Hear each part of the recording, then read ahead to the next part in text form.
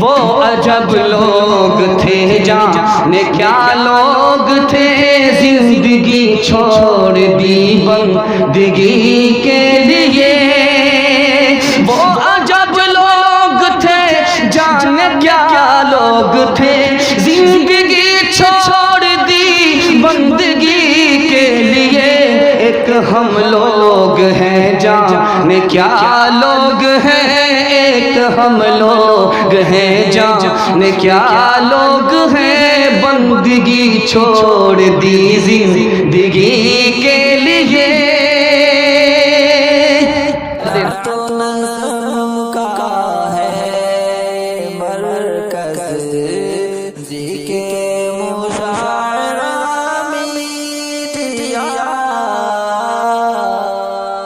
نہیں دیا، وہ صحابی مایوس ہو کر کے جا رہا ہے۔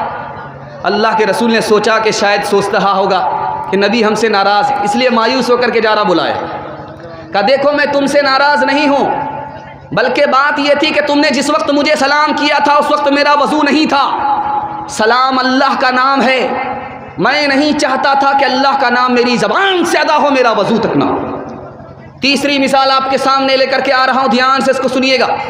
اذان، مسجد سے اذان کی صدا لگی، حضرت عائشہ سامنے آ گئی، اللہ کے رسول نے پوچھا کہ تو کون ہے؟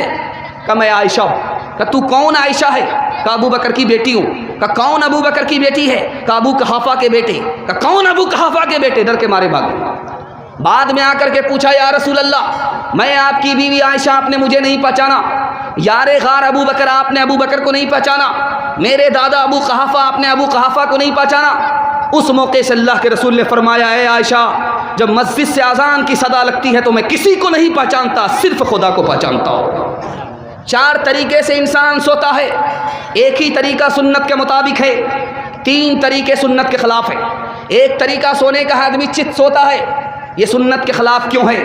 یہ ہارنے والے کی حالت ہے، جب اکھاڑے میں پہلوان لڑتے ہیں جو 4 چت ہو جاتا ہے وہ ہار جاتا ہے۔ نبی نے ہارنے والے کی حالت پسند نہیں کیا، جیتنے والی کی حالت کو پسند کیا، اس لیے سنت کے خلاف ہے۔ دوسرا طریقہ آدمی پیٹ کے بل سو رہا ہے، پیٹھ اوپر ہے پیٹ نیچے ہے، یہ سنت کے خلاف کیوں ہے؟ یہ جہنم میں جانے والے کی حالت ہے۔ نبی نے جنت میں جانے والے کی حالت کو پسند کیا، جہنم میں جانے والے کی حالت کو پسند نہیں کیا، اس لیے یہ طریقہ سنت کے خلاف ہے۔ تیسرا طریقہ ہے بائیں کروٹ پر آدمی سو رہا ہے، اسی طرف دل ہے، کان بھی بند ہو جاتے ہیں، آنکھ بھی بند ہو جاتی ہیں، نیند زیادہ آتی ہے، مسجد سے اذان کی صدا آدمی سن نہیں پاتا، اس لیے سنت کے خلاف ہے۔ چوتھا طریقہ سنت کے مطابق ہے کہ دائیں کروٹ پر آدمی سوئے اس کا دل لٹک جائے، دائیں کروٹ پر آدمی سوتا ہے اس کا دل لٹک جاتا ہے، کان کھلے رہتے ہیں، آنکھ بند ہوتی ہے، جب مسجد سے اذان کی صدا لگتی ہے تو کان میں پہنچتی ہے، اس لیے یہ سنت کے مطابق ہے۔ آج دکھانے جا رہا ہوں مسجد کا حال، مسجد کا حال دکھانے کے لیے جا رہا ہوں۔ مسجد میں صفوں میں، ترکی کی مسجد میں صفوں میں سگریٹ کے ٹکڑے ٹکڑے رکھے ہوئے ہیں، مسجد کی صف لگی ہوئی ہے، اس میں سگریٹ کے ٹکڑے۔ اب پتہ چلا کہ بھائی یہ کون سگریٹ پیتا ہے، مسجد کی صف میں سگریٹ ہے، تو ابھی جماعت میں 5 منٹ دیر ہے تو مقتدی مسجد ہی میں سگریٹ پی رہا، اور جیسے ہی امام صاحب آئے گا اللہ اکبر کہا اقامت ہوئی، اسی جگہ سگریٹ کو بجھایا پھینک دیا۔ یہ آج نمازی کا حال ہے، مسجد کا حال ہے۔ دوسری بات دکھانے کے لیے جا رہا ہوں، بہت دھیان سے سنیے گا۔ امریکہ کی مسجد میں کیا ہو رہا ہے؟ وہاں داڑھی رکھی جاتی ہے، کرتا رکھا جاتا ہے اور پگڑی رکھی جاتی ہے، اور امام صاحب آتے ہیں کوٹ پتلون میں، داڑھی ہوتی نہیں۔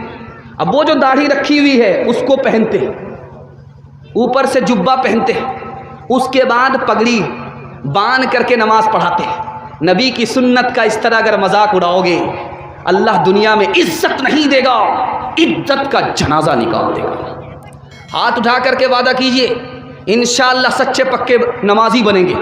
جب تک آپ خدا کے نہیں ہوں گے اور آپ کو خدائی نصیب نہیں ہو سکتی، جب تک اللہ کے گھر کو آباد نہیں کریں گے اللہ پوری دنیا میں آپ کی شان و شوکت کو لوٹا نہیں سکتا۔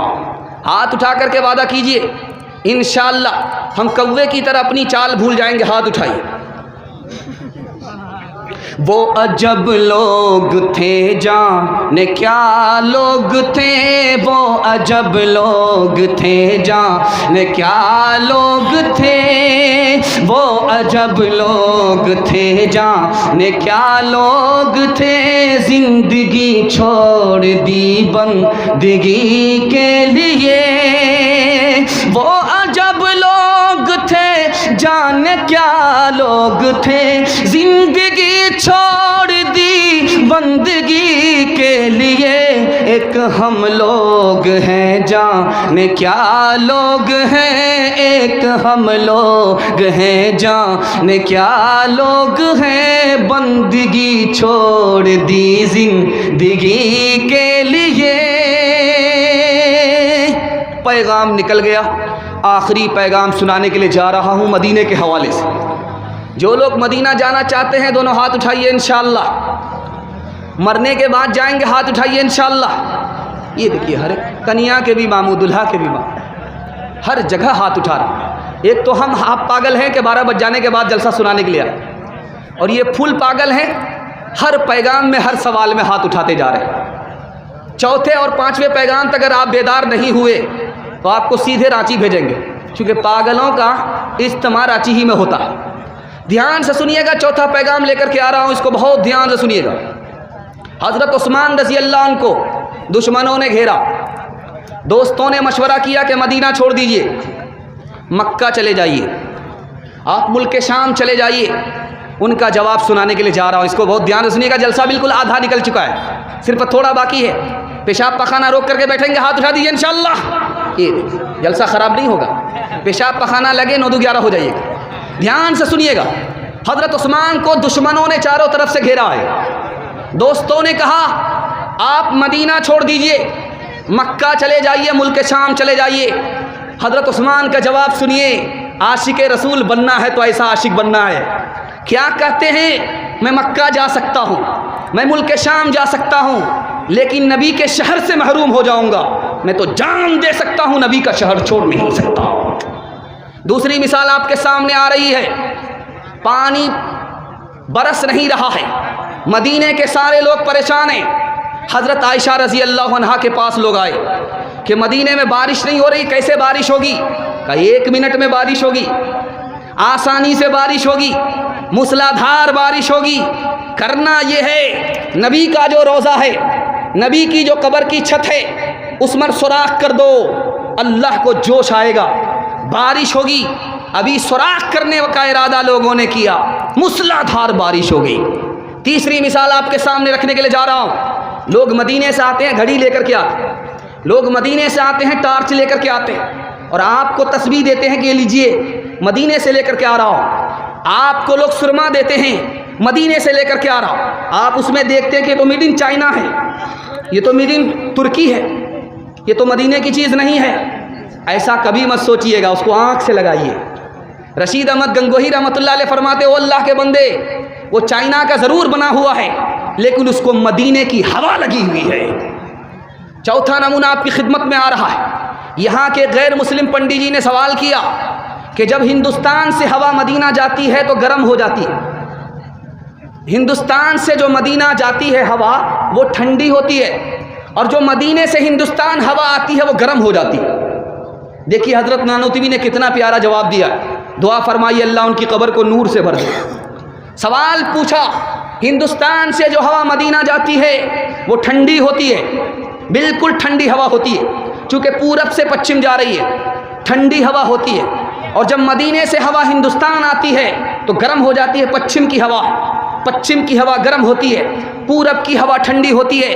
حضرت نانوتوی نے جواب دیا، بات یہ ہے جو ہوا پورب سے ہندوستان سے مدینہ جاتی ہے وہ خوش ہو جاتی ہے کہ نبی کے شہر جا رہی ہوں، نبی سے ملاقات کرنے جا رہی ہوں، اس کی آنکھ بھی ٹھنڈی ہو جاتی، اس کا دل بھی ٹھنڈا ہو جاتا۔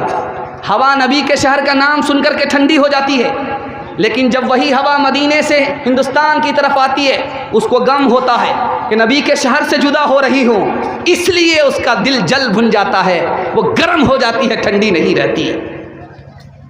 2-3 مثال پیغام کو ختم کر رہا ہوں، دھیان سے اس کو سنیے گا، بہت دھیان سے سنیے گا۔ سونا آپ کے گھر میں ہوگا، اس کو ہاتھ میں لے کر کے آپ مت لیے، یوں کر کے مسلیے، اس کے بعد ناک سے لگائیے، بدبو آتی۔ آپ تجربہ کر کے دیکھیے گا، سونا ہے گھر میں، عورتوں کا زیور ہے، لے کر کے ہاتھ پر رکھیے، ہاتھ پر لے کر کے اس کو مسلیے تو سونے سے بدبو آتی ہے۔ اور کیجئے، سونا سب سے زیادہ قیمتی ہاتھ پر لے کر کے مسل دیتے ہیں، اس سے بدبو آتی ہے۔ وہی سونے کی محبت اگر دل کے اندر اتر گئی تو دل کتنا بدبودار ہو جائے گا۔ دوسری بات کو یاد رکھیے، ہمارا دل زندہ ہے یا مردہ ہے کیسے پتہ چلے گا؟ اگر بیان سے جلسہ سے جاگ جاتا ہے تو